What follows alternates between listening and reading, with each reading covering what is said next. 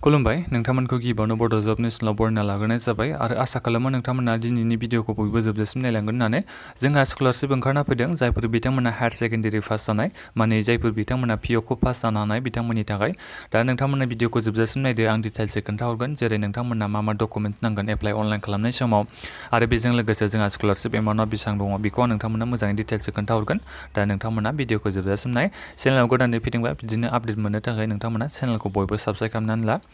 दा गिबियावनो आं नोंथांमोना स्कलारशिपनि नामा जाहैबाय जोंहा प्रायगति स्कलारशिप होननानै बुङो बे स्कलारशिपखौ नोंथांमोना बे स्कलारशिपखौ अनलाइननो एप्लाइ खालामनो हागोन होनना बे बुंदों इलिजिबिलिटिखौ आं नोंथांमोननो खोन्थानि फरायनाया बेसेबां जाग्रोनांगोन ना नोंथांमोना बे बुंदों जायखिजाया नोंथांमोनाथ' जेनेबा पिअ पास जायोबा नोंथांमोना डिग्रिनि थाखाय एडमिसन लायो दा बेहाय बुंदों फार्स्ट इयाराव थानाय केन्डिडेटफ्रानो एप्लाइ खालामनो हागोन डिग्रिनिया माने नोंथांमोना हायार सेकेन्डारि पास जानानै डिग्रि फार्स्ट इयाराव फरायनाय केन्डिडेटफ्रानो गासिबो इलिजिबोलनो माने बे स्कलारशिपनि थाखाय एप्लाइ खालामनो हागोन होनना बे बुंदों आरो बेजों लोगोसे जायफोर बिथांमोना डिग्रियाव सेकेन्ड इयाराव फरायगासिनो दङ बिथांमोनाबो बे स्कलारशिपनि थाखाय एप्लाइ खालामनो हागोन होनना बुंदों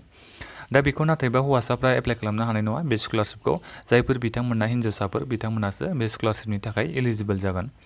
आरो बेजों लोगोसे बेहाय बुंदों न'खरसेयाव जायखिजाया सानै केन्डिडेट एबा सानै हिन्जावसा मानसिफोरा एप्लाइ खालामनो हागोन होनना बे बुंदों जेनेबा फिसाजो सानैबा न'खरसे फेमिलियाव इलिजिबोलबा नोंथांमोना एप्लाइ खालामनो हागोन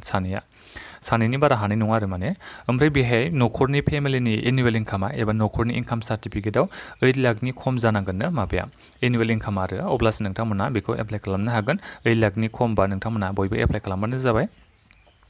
दा बेनिफ्राय नाम्बार अफ स्कलारशिप बेसेबां मानसिफोरा बे स्कलारशिपखौ मोननो हागोननो जायखिजाया बोसोरसेयाव बेसेबां मानसिखौ सेलेक्ट खालामनाय जायोनो बे स्कलारशिपनि थाखाय 5,000 केन्डिडेटफोरखौ बे स्कलारशिपनि थाखाय सेलेक्सन खालामनाय जायोनो सेलेक्सना ओरै जासिगोन आरो नोंनि मार्कनि सायाव खोथा फैसिगोन आरो जुदि नोंथांमोना बे 5,000नि गेजेराव नोंथांमोननि नामाबो फैफ्लाङोबा नोंथांमोना बे स्कलारशिपनि थाखाय मोनगोन आरो मार्कआ मोजांबाथ' नोंथांमोना बे 5,000नि गेजेराव फैखागोनखा नामा दा बेनिफ्राय दङ जोंहा गाहायाव फैयोबा बिथिं गासिबो स्टेटखौ होनाय दङ नोंथांमोना बिथिं नायनो हागोन ने आसाम बिथिं गासिबो स्टेटफोरखौ नों नायनो हागोन ने मणिपुर बेफोरो गासिबो केन्डिडेटफ्रानो बे स्कलारशिपनि थाखाय एप्लाइ खालामनो हागोन होनना बे बुंदों दा बेहाय स्कलारशिपआ बेसेबां एमाउन्ट मोनगोननो नोंथांमोना स्कलारशिपखौ बोसोरसेयाव 50,000 रांखौ मोननो हागोननो ओरैनोथ' गासिबो स्कलारशिपआ बोसोरसेयावसो मोनखायो नोंथांमोना थिग बेबायदिनो 50,000 रांखौ बे स्कलारशिपनि थाखाय मोनगोननो पार इयार माने एभ्रि इयार बोसोरसेयाव नोंथांमोना मोनबाय थागोन जुदि नोंथांमोननि बे डिग्रि कर्सआ 3 बोसोरनिबा अब्ला नोंथांमोना बेखौ 3 बोसोर मोनबाय थागोन 50,000 बोसोरसेयाव जुदि नोंथांमोननि बे डिग्रिया 4 बोसोरनिबा अब्ला 4 बोसोरसिम नोंथांमोना माने 4 बोसोरसिम बे 50,000 रांखौ मोनबाय थानो हागोन बोसोरसेयाव हाबबाय थागोन आरो नोंनि बेंक एकाउन्टआव डाइरेक्ट नोंनि बे बेंक एकाउन्टआव हाबगोन नोंथांमोना जेबो खालामनांगौनि गोनांथि गैया बेखौ प्रसिडुरा माबोरै एप्लाइ खालामनांगौ नोंथांमोना NSP नेशनेल स्कलारशिप पर्टेल बे अफिसियेल वेबसाइटआव थांनानै एप्लाइ खालामहैनांगोन आं एप्लाइ अनलाइन लिंकखौ नोंथांमोननो भिडिअनि डिसक्रिपसनाव होनानै दोनदों नोंथांमोना बयबो चेक खालामनो हागोन भिडिअनि डिसक्रिपसनाव दा बिनिफ्राय सेलेक्सना बोरै जानो हागोन बे माबोरै नोंथांमोना बे 5,000 केन्डिडेटथ' सेलेक्ट खालामगोन नालाय बोसोरसेयाव बेहाय नोंथांमोना माबोरै सेलेक्सनखौ जानो हागोन ना गिबियावनोथ' बेहाय बुंदों मेरिट लिस्ट बेसिसाव जागोन नोंथांमोननि बे मार्कआ मोजां जानो नांसिगोन आरो लोगोफोर ओमफ्राय बियो टेकनिकेल डिग्रिसो लोगोफोर नोंथांमोना टेकनिकेल फरायनाय जानांगोन अब्लासो नोंथांमोना बे स्कलारशिपनि थाखाय एप्लाइ खालामनो हागोन दा बेहाय नोंनि बे क्लास 10नि ओमफ्राय मोनसेया जाहैबाय 12नि मार्कखौ नायगोन आरो जुदि नोंथांमोननि बे मार्कआ मोजांबा अब्लाथ' नोंथांमोना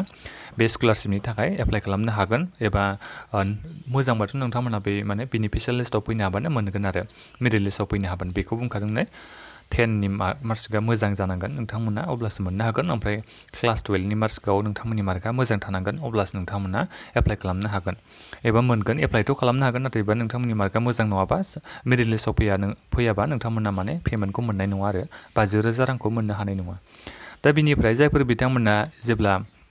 बोसोरसे मोनखाङो बे 50,000 रांखौ अब्ला नोंथांमोना नेक्स्ट बोसोर फैनाय लोगो लोगोनो रिनिउवेल आरोबाव खेनसे एप्लाइ खालामनांगोन आरो नोंथांमोना रिनिउवेलनि एप्लाइ खालामलांबाय थानांगोन जेरै गुबुन स्कलारशिपफोरखौ रिनिउवेल खालामो बेबायदिनो बेखौबो नोंथांमोना खालामनांगोन होनना बे बुंदों दा बेखिनियानो होनाय दं बेहाय नोंथांमोना एप्लाइ अनलाइन लिंकखौ भिडिअनि डिसक्रिपसनाव मोननो हागोन मा डकुमेन्ट्स नांगौ होनोबा नोंथांमोना डमिसाइल सार्टिफिकेट नांगोन नोंनि मार्कशिट नांगोन एडमिट कार्ड नांगोन ट्राइबेल सार्टिफिकेट बेफोरखौ नोंथांमोना गासिबो होजोबनांगोन आरो मोनसे इम्परटेन्टआ जाहैबाय नोंथांमोना इनकाम सार्टिफिकेट बेखौ नोंथांमोना एप्लाइ खालामनाय समाव होथारनांगोन ओमफ्राय आधार कार्ड नोंथांमोना होनो नांगोन